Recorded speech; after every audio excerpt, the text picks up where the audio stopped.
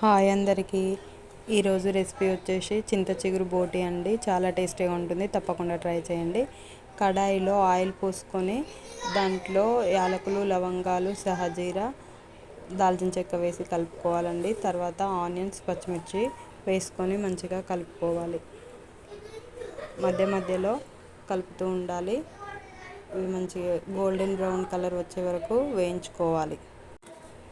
నా వీడియో నచ్చితే లైక్ చేసి, షేర్ చేసి, సబ్స్క్రైబ్ చేసుకోండి. ఆనియన్స్ మంచిగా వేగాక కొద్దిగా లైట్గా సాల్ట్ వేసుకోవాలండి. సాల్ట్ వేసి మంచిగా కలుపుకోవాలి. ఆనియన్స్ మంచిగా వేగాయి కదండి, ఇప్పుడు పసుపు వేసుకోవాలి. పసుపు కొంచెం అటు ఇటు కలుపుకొని తర్వాత అల్లం వెల్లుల్లి పేస్ట్ కూడా వేసుకోవాలి. అల్లం వెల్లుల్లి పేస్ట్ పచ్చి వాసన పోయేంత వరకు మంచిగా ఫ్రై చేసుకోవాలి.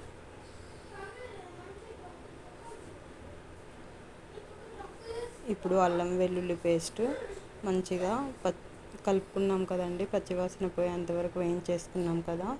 దీంట్లో ఇప్పుడు శుభ్రంగా కడిగి ఉడకబెట్టుకున్న బోటీని దీంట్లో వేసుకొని మంచిగా కలుపుకోవాలండి.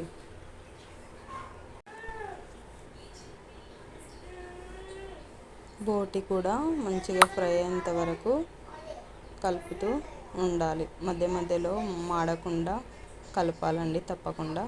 కొద్దిసేపు మూత పెట్టుకొని సిమ్లో పెట్టి ఉడికించుకోవాలి. దాని తర్వాత మూత తీసి కొంచెం ఆయిల్ లైట్గా పైకి తేలుతున్నప్పుడు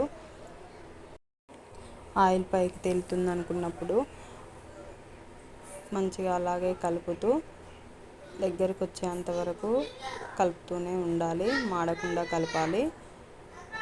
అలా కలుపుకున్నాక ఇప్పుడు కారం వేసుకోవాలండి. 2 చెంచాల కారం వేసుకోవాలి.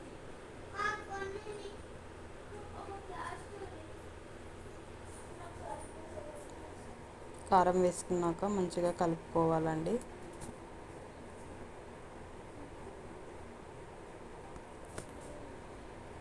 ఇప్పుడు చింత చిగురు ఈలోగా మంచిగా శుభ్రం చేసి పెట్టుకుందామండి. చింత చిగురు క్లీన్ చేసుకొని మంచిగా కడిగి ఒక బౌల్లో తీసుకొని దాన్ని పక్కన పెట్టుకోవాలి.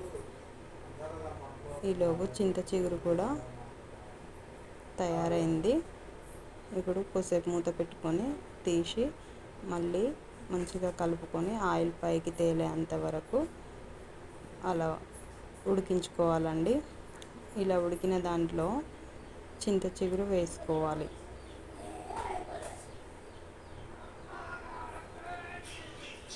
చింత చిగురు మంచిగా వేసుకొని బాగా కలుపుకోవాలండి. నా వీడియో నచ్చితే లైక్ చేసి, షేర్ చేసి, సబ్స్క్రైబ్ చేసుకోండి. ఈ రెసిపీ చాలా టేస్టీగా ఉంటుంది, తప్పకుండా ట్రై చేసి కామెంట్ కూడా చేయండి. మీరు లైక్ చేసి, షేర్ చేస్తే, సబ్స్క్రైబ్ చేస్తేనే నేను ఇంకా ముందుకు వెళ్ళగలుగుతానండి. ప్లీజ్. ఇలా మంచిగా కలుపుకున్నాక మూత పెట్టుకోవాలండి.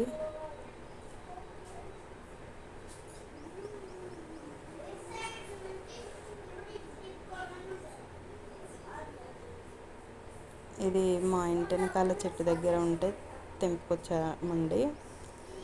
చిగురు మంచిగా ఉంది, ఎర్రగా చాలా బాగుండే అండి చింత చిగురుది. ఫ్రిడ్జ్లో పెట్టాను, 2 days అవుతుంది తెంపుకొచ్చి.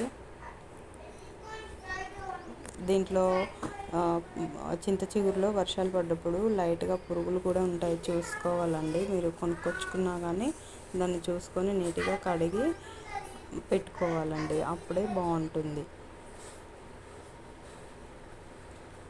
ఇది ఇప్పుడు ఉడికేలోపు మంచిగా కలుపుకోవాలి.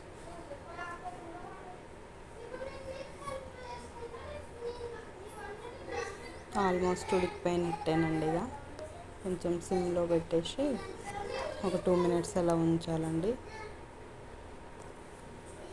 ఇప్పుడు స్టవ్ ఆఫ్ చేసుకోవాలి. స్టవ్ ఆఫ్ చేసుకొని తినేయొచ్చండి ఇది. థ్యాంక్ యూ ఫర్ వాచింగ్ అండి. Thank you so much.